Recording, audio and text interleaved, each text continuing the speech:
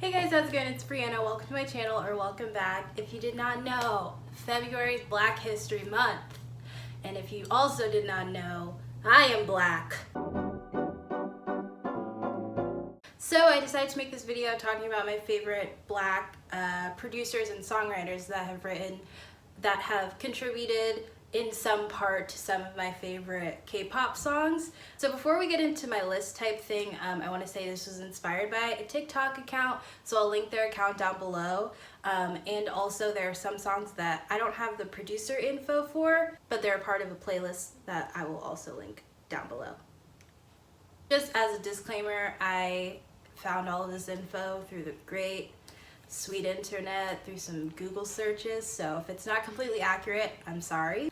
But a couple of these I did find through interviews on YouTube, so I will also link those interviews down below, because I used to really love just hearing about the songwriting process and hearing about what the studio process was like for artists and producers and stuff when I was younger, but I kind of fell out of it, and this reminded me why I like it so much. A lot of these producers worked with SM through their SM writing camps, and that's how they kind of created just bangers. Okay, talent. Yeah, but I do want to acknowledge that they don't always respect black culture and black people, so I don't know. Just things to think about while we partake in the things that we enjoy.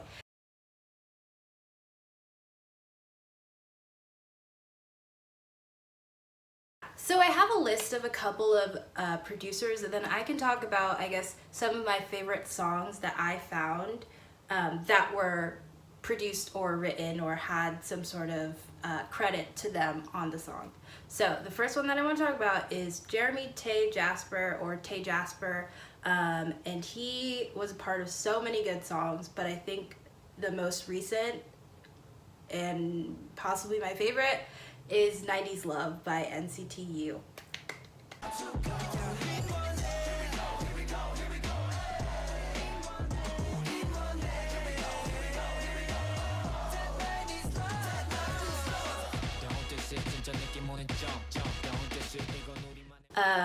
He and another songwriter named Outlaw did an interview with P and Mercedes, and that's how I found this information.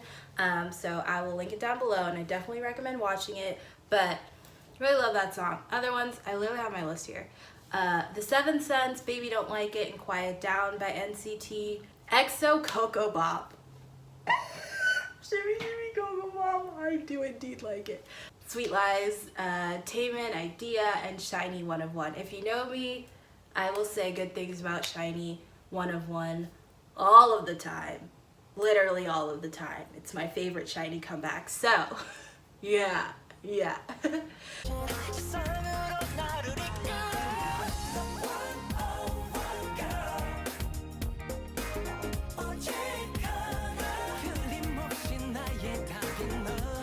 Next, I want to talk about Adrian McKinnon, and he also had interviews with React to the K on YouTube, so they'll be in the description. But he was a part of View by Shiny. I think he was kind of the main writer or producer on that one, as well as Married to the Music. Also, Love Talk by Wavy, Tempo and Obsession by EXO. I think he was more of a contributor of sorts to those.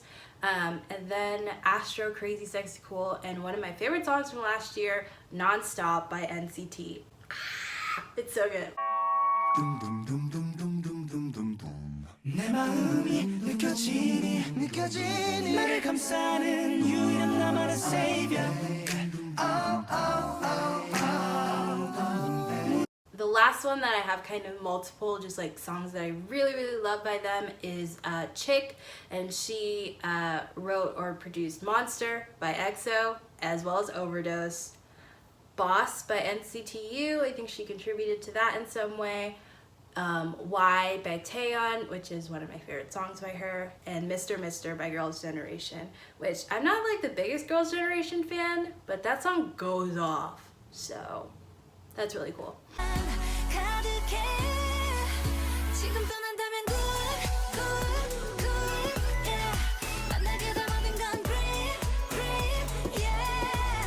then there are a ton more. Taylor Parks is a really popular songwriter. She writes for Ariana Grande a lot. She wrote like Thank You Next and Seven Rings and lots of really great Ariana Grande songs. And she was also involved with Mic Drop by BTS, which makes perfect sense because hitmaker, you know? And then there was also Ravon, who was involved with Replay by Shiny. So I'm saying all these things because I don't remember the exact, you know, if they were co-producer, they were the music engineer, I don't remember.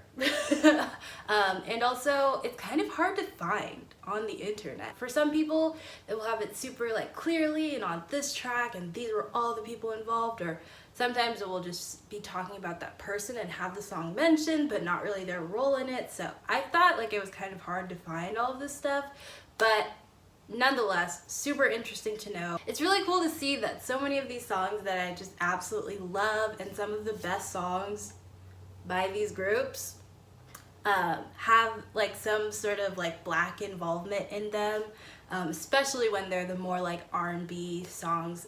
So I just appreciate it. I love it. I love these songs. So shout out to these producers and all of the work that they're doing and all of the work that they will do. I know that probably one of these people will make my next favorite song.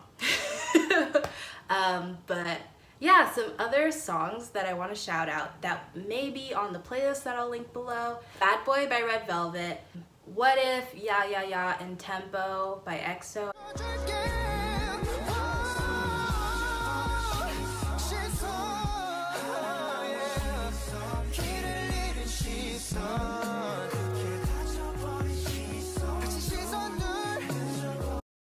Candy by Baekhyun, Limitless, Boss and Cherry Bomb by 127 by NCT 127, and then Paradise and My Time by BTS, which are literally two of my favorite BTS songs.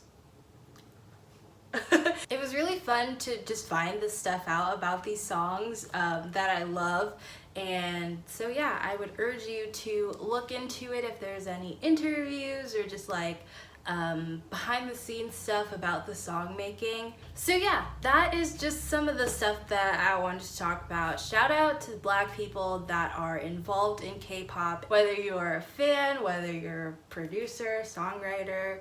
I think it's really interesting to exist in a space where our culture is constantly being appropriated, but most of the spaces that we inhabit, that happens. And I'm totally planning on making a full video about cultural appropriation with other POC fans, so if that's something you'd be interested in, let me know, or interested in being a part of, let me know. I think it'll be really cool.